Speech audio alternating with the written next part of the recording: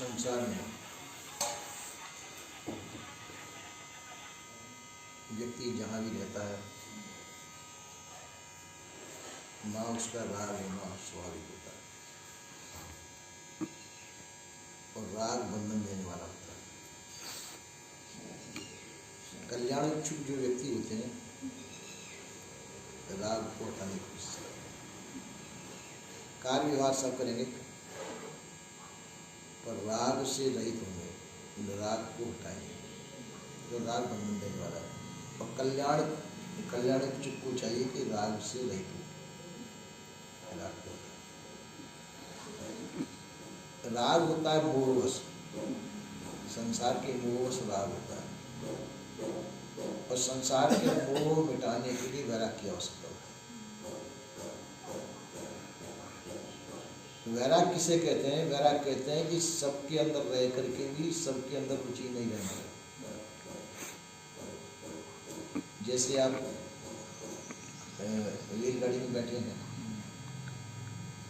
कई आपको यात्री मिलेंगे, बैठे अच्छी तरह से बातचीत भी करेंगे, बड़े प्रेम से बात करेंगे, पर किसी में किसी का राग नहीं होगा।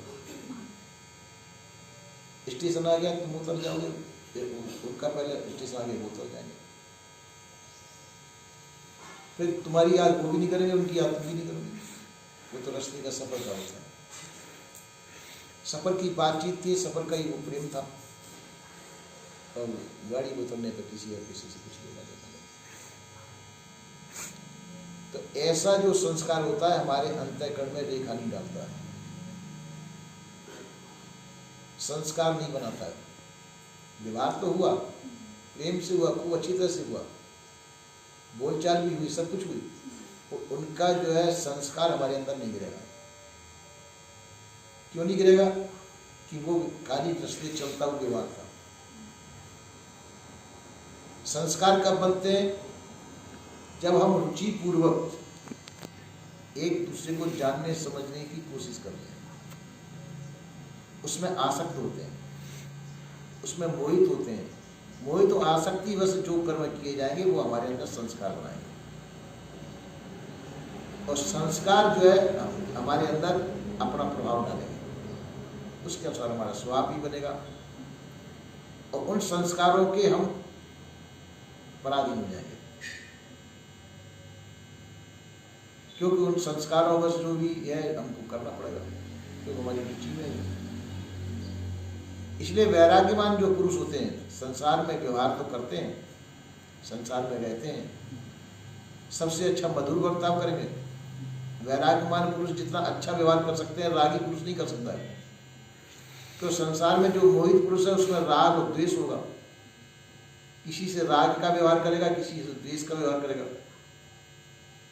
और वैराग्यवान पुरुषों का सबसे एक जैसा ही व्यवहार होगा, चाहे कोई भी हो, क्योंकि उनमें उनकी किसी में आसक्ति नहीं है, वो सबसे विरक्त हैं। विरक्त होने के नाते से सबसे एक जैसा व्यवहार उनका होगा। तो ऐसा करके तो उनके अंदर वो बंधन के संस्कार नहीं पड़ पाते वैराग्यवान पुरुषों के अंदर, क्योंकि उनका संसार का व्यवहार सब बनावटी है। संसार का संस्कार उनके अंदर नहीं है, वो राग रहित उनका व्यवहार है। जैसे आपका रेल में चल रहे हैं तो रेल में सबके साथ व्यवहार है, खाली राग रहित है। घर पे आते आते उनको सबको भूल जाएंगे आप। इसी प्रकार से संसार में रहने वाले ज्ञानी पुरुष जो होते हैं संसार में व्यवहार करते हैं, पर संसार का संस्कार अपने अंदर नहीं जमने देते, संसार में मोहित और भ्रमित नहीं होते और अपना इस प्रकार से बोलते हैं। अपने आप में तो वो वैराग्यमान रहते हैं, क्योंकि बिना वैराग्य के हम अपने अंदर स्थिति नहीं कर सकते।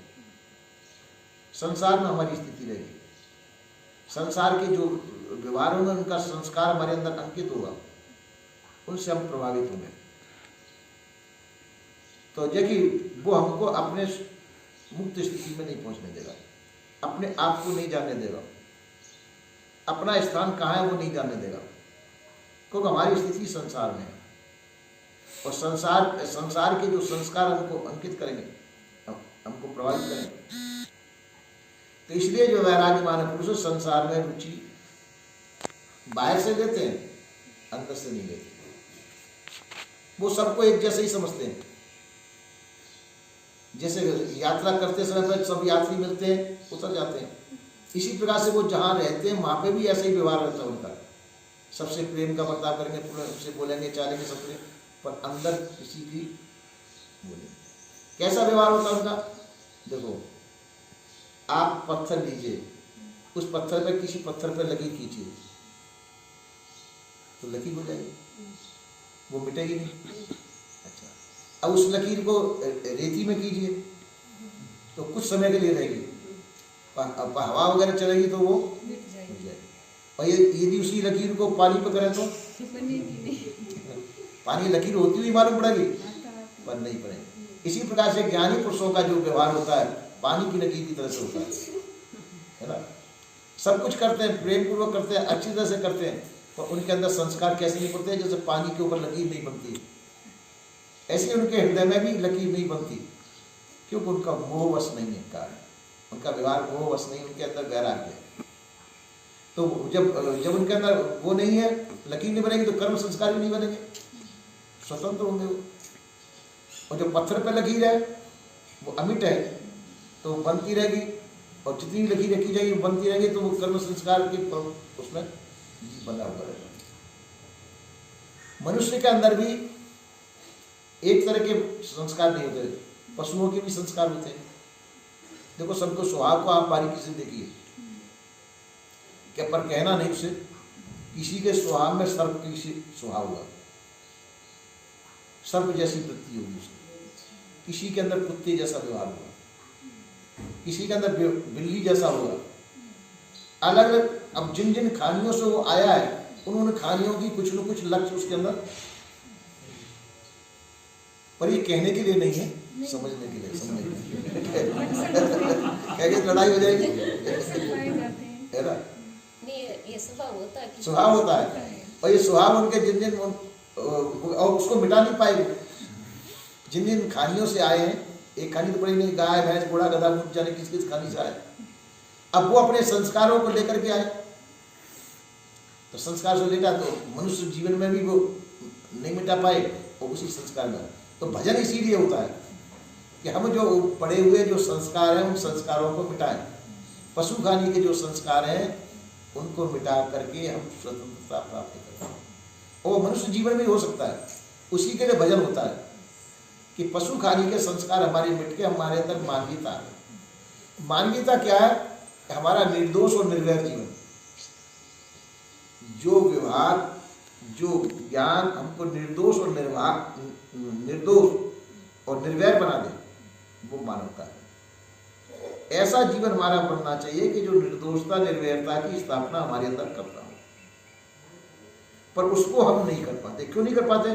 कि संसार का संपर्क रहता है, और संसार के संपर्क में कई तरह के व्यक्ति हमारे अंदर आते हैं, संपर्क में आते हैं, और अब वो अपने संस्कार हमारे अंदर छोड़ते हैं, वो संस्कार हमारे अंदर छोड़ते हैं, उनका हमारे ऊपर प्रभाव पड़ता है, और हम पक्का मोर्चे में नहीं, हम कच्चे मोर्चे में उनके संस्कार। अगर अपना पक्का मोर्चा हो, पक्का मोर्चा क्या है? वैराग्यपूर्ण, तो कई व्यक्ति आएंगे सब अपने संस्कार पर, आपके ऊपर उसका कोई असर नहीं गिरेगा, क्योंकि आपने किसी को अपना नहीं माना। आप समझते हैं कि संसार के जीव है, अपने अपने संस्कार लेकर के आए, अपने अपने संस्कारों से व्यवहार होगा उनका, तो इनके संस्कारों को हम क्यों ग्रहण करें? ज्ञानवान पुरुष होंगे, उनके संस्कारों को ग्रहण नहीं करते। अगर संसार को चाहिए तो उन ज्ञानी पुरुषों के संस्कार को ग्रहण करके वो कल्याण प्राप्त कर सकते हैं, और यदि वो ज्ञानी पुरुष ही उनके संस्कारों को, दूसरे संस्कारों को ग्रहण करने लग जाए तो वो बंधन में गिरेंगे, उनका न भजन हो पाएगा, न ध्यान हो पाएगा, न कुछ होगा, न कुछ न। जैसे थोड़ी देर के लिए आपसे कहा किसी ने आके, अरे रास्ते में 4 व्यक्ति मर गए, एक्सीडेंट हो गया, अब उनके कर्मानुसार जैसा हुआ वो उसमें आप कर भी क्या सकते हैं? आप उसमें कर भी क्या सकते हैं? कुछ कर तो सकते नहीं। अब उसमें दुखी होना तुम्हारा व्यर्थ ही है। हाँ कर सकते हो तो कर दीजिए, उनको बचा सकते हो, उनकी दवादारी कर सकते हो, वो कर देना चाहिए। उनकी कोई सहायता कर सकते हो, कर दीजिए। पर मर गए फिर उनका क्या करना, फिर तो आपके हाथ में नहीं, और फिर उसके लिए आप दुखी हो, तो ये जो है दुर्बलता मानी जाती है। जो शक्ति सामर्थ्य के अनुसार हो वह कर देना चाहिए, और शक्ति सामर्थ्य के जो चीज़ बाहर हो जाती है फिर उसके पीछे नहीं पड़ना चाहिए, जो चीज़ शक्ति सामर्थ्य के बाहर हो। पर बात क्या होती है कि हमारे अंदर संसार बहुत गहराई तक पहुंचा हुआ है, तो बहुत गहराई तक पहुंचा हुआ है, तो ये संसार हमारे अंदर से नहीं निकल पाता है, और न निकल पाने की वजह से ज्ञान हमारे अंदर प्रभावकारी नहीं होता है। संसार के संस्कार निकले हमारे अंदर से तो ज्ञान का प्रभाव पड़ेगा, ज्ञान का प्रभाव पड़ेगा। जैसे थोड़ी देर के लिए आपने शरबत बनाया, उस शरबत के अंदर काफी नमक भी, जैसी शक्कर डाली वैसे नमक भी डाल दिया, तो उसके अंदर दोनों स्वभाव आएंगे, न शक्कर वो शरबत रहा, न नमकीन पानी रहा। तो उसमें से जाके अगर शरबत बिल्कुल निखारी शरबत बनाए तो नमक मत डालिए, और दोनों का स्वाद चखना चाहते तो दोनों डालिए, पर डालिए अपनी अंदाज का। तो इसी प्रकार से कल्याण सुख को बचाइए कि संसार में तो रहे, संसार का व्यवहार नहीं करे, पर संसार का प्रभाव अपने ऊपर नहीं गिरने दे, संसार का प्रभाव अपने ऊपर नहीं गिरने देना चाहिए। अब वो कब हो सकता है, जब वो अहमता ममता से रहित होगा और वैराग्यपूर्ण जीवन होगा, उसका जीवन वैराग्यपूर्ण होगा, तो ऐसा हो सकता है। यदि संसार में वो रुचि देगा तो उसके अंदर संसार के संस्कार गिरते रहेंगे, और संसार के संस्कार गिरते रहेंगे तो संसार का गुलाम होना पड़ेगा, उसको संसार का गुलाम होना पड़ेगा। किसी से हम मित्रता मानेंगे, किसी से शत्रुता मानेंगे, तो मित्रता शत्रुता का भी प्रभाव पड़ेगा। जो मित्र है उससे मैत्रीपूर्ण बर्ताव होगा आपका, जो शत्रु है उससे शत्रुतापूर्ण बर्ताव होगा, तो मित्रता शत्रुता का भी प्रभाव गिरेगा। और यदि वैराग्यमान है तो न मित्रता का प्रभाव गिरेगा न शत्रुता का प्रभाव गिरेगा, मित्र का भी प्रभाव नहीं पड़ेगा, शत्रु का भी प्रभाव नहीं पड़ेगा, और दोनों से वो बात करेगा, दोनों से बात करेगा, दोनों का सत्कार करेगा, दोनों का अच्छी तरह से लगेगा, पर बाह्य प्रभाव एक का भी नहीं गिरने देगा अपने को। वही पक्का मोर्चा है, वैराग्य ही एक ऐसा पक्का मोर्चा है जो आपको संसार के प्रभावों से बचा सकता है, संसार के प्रभाव से बचा सकता है। वैराग्य ही एक उपाय ऐसा है। और यदि वैराग्य आपके पास नहीं है तो हमारे पास समझो कि मोर्चा नहीं है, मतलब ढाल नहीं है हमारे पास, तो संसार के प्रभाव आपके ऊपर गिरते रहेंगे। कोई रोएगा, कोई गाएगा, कोई दुख मनाएगा, कोई सुख मनाएगा, उस धारा में तुम भी बहने लग जाओगे। तो संसार जिस धारा में बह रहा है उस संसार, और आपको संसार की धारा में बहना नहीं चाहिए, आप लोगों को संसार की धारा में नहीं बहना चाहिए।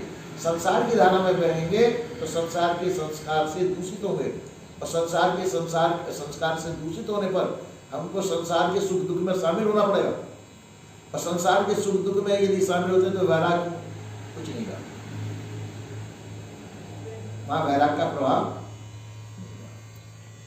तो इसलिए जो है संसार के प्रभाव से बचने के लिए हमको वैराग की आवश्यकता पड़ती है।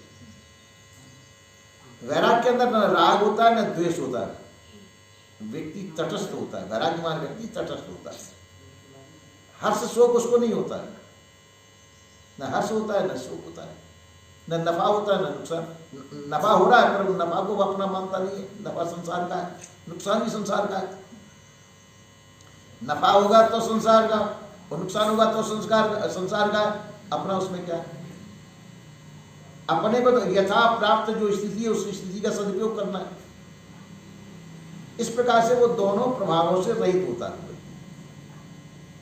न उसका अपना पराया है न उसका राग द्वेष है, किसी प्रकार से भी वो किसी में लिपायमान नहीं होता है। इसलिए वो वैराग्य की स्थिति में स्थित होता है तो संसार का प्रभाव उस पर नहीं गिर पाता है, वो संसार का गुलाम नहीं बन पाता है। संसार का गुलाम कौन बनता है कि संसार में जो राग से प्रभावित हो, संसार में जो रुचि लेता हो, संसार में रुचि लेता हो तो उसके ऊपर संसार का प्रभाव पड़ेगा और संसार के साथ में तुमको भी रोना गाना पड़ेगा और संसार के बंधन में पड़ना पड़ेगा। तो इसी प्रकार से हमको चाहिए, यूँ नहीं समझ लेना कि सफेद कपड़ा पहन लिया तो हम सुरक्षित हो गए, नहीं, ये सुरक्षित नहीं है। सुरक्षित हम कब है, जब मन के ऊपर उसका प्रभाव पड़े, मन के अंदर वैराग्य हो तो हम सुरक्षित हैं। मन के ऊपर हमारा वैराग्य का प्रभाव है, वैराग्य पूर्ण मन है हमारा और विषय विरक्ति से हम रहित हैं और वैराग्य पूर्ण हमारा जीवन है, तो हम संसार के सभी मोर्चे, सभी प्रहारों से बच जाएंगे। संसार का कोई भी प्रहार हमारे पर कोई असर नहीं करेगा। संसार में रहते हुए भी संसार से हम अलग हैं। तो ऐसी कहते हैं संतो ऐसी युक्त बनावे सोई सदगुरु में बात, जो कैसे मेरे को ध्यान भी नहीं है, योग लगा हुआ है ना। तो संसार के जितने व्यवहार करते हुए इसमें भी हम वैराग्य पूर्ण रह सकें। तो ऐसा जीवन हमारा होना चाहिए, हम संसार से प्रभावित न हो। संसार से प्रभावित होंगे तो संसार के सुख दुखों में भी प्रभावित होना पड़ेगा। संसार आपसे प्रभावित होता है तो संसार को उसका लाभ मिलेगा, तुम्हारा लाभ मिलेगा। तुम्हारा लाभ क्या है? शांति। तुम्हारे जीवन शांतिपूर्ण है। तो संसार अगर तुमसे प्रभावित है तो तुम्हारी शांति से वो सुखी हो सकता है, और तुम संसार से प्रभावित होगे तो संसार के पास क्या है? अशांति। संसार के पास क्या है? अशांति। तो वो अशांति तुम्हारे अंदर आएगी, तो अशांति में जीवन होगा तो तुम्हारी साधना बिगड़ेगी, साधना नहीं हुई, भजन नहीं हो पाएगा। तो इसलिए संसार की तरफ नहीं देखना है। संसार जैसा करे वैसा करने दो, आपको तो अपनी साधना देखनी है। साधना में जीवन होना चाहिए। संसार के साथ व्यवहार करो पर उसमें रुचि मत लो। रुचि न लेते हुए संसार के सभी व्यवहार करें तो संसार से हम अछूते रहेंगे, संसार के बंधन में नहीं पड़ेंगे। संसार के बंधन से रहित होकर के हमारी साधना सफल होगी। साधना सफल कैसे होगी? आप भजन में बैठते हैं, मन के अंदर हर्ष शोक का कोई विकार है, भजन नहीं हो पाएगा। संसार में हर्ष शोक होते रहने दो, नफा नुकसान होने दो, सब कुछ होने दो, पर उसको अपने हृदय में मत आने दो, अपने अंदर उसको नहीं आने देना चाहिए। तो आपका भजन निर्विघ्न चल सकता है। संसार, क्योंकि संसार को अपना मानो ही मत। संसार का नफा नुकसान संसार का है, अपना नहीं है। तो ऐसा करके आपका मन निर्मल होगा, क्योंकि संसार के प्रभाव से आप रहित हैं। तो आपका मन निर्मल होगा और निर्मल मन से तुम भजन कर सकते हो, स्वतंत्र स्वाधीन हो। संसार में रहते हुए भी तुम स्वतंत्र और स्वाधीन हो और निर्दोष और निर्वैर हो। जो स्वतंत्र स्वाधीन होगा वही निर्दोष और निर्वैरता उसके अंदर निवास करेगी। जो निर्दोष और निर्वैर है वही सच्चा मनुष्य है, और जो सच्चा मनुष्य है वह संत है। कपड़े चाहे कैसे भी पहनता हो, लाल पीले काले कैसा पहने, पर उसके अंदर संतता आ गई, क्योंकि वो संसार के प्रभाव से प्रभावित नहीं है, संसार के प्रभाव से अलग हो चुका है। उसने संसार को जीत लिया, समझो। संसार को जीत करके वो एकदम पर्वत के समान अड़े, और उसकी वृत्तियों को कोई चलायमान नहीं कर सकता है। उसका निर्विघ्न भजन होता रहेगा और संसार का कोई भी प्रभाव उसके भजन को विघ्न नहीं पहुंचा सकता। तो ऐसा मोर्चा संभालना चाहिए कि जो संसार का प्रभाव हमारी वृत्तियों पर न गिरे और हमारे किसी प्रकार के भजन में विघ्न न कर सके, ऐसी वृत्ति अपन को बनानी चाहिए। बोलिए श्री सद्गुरुदेव की जय।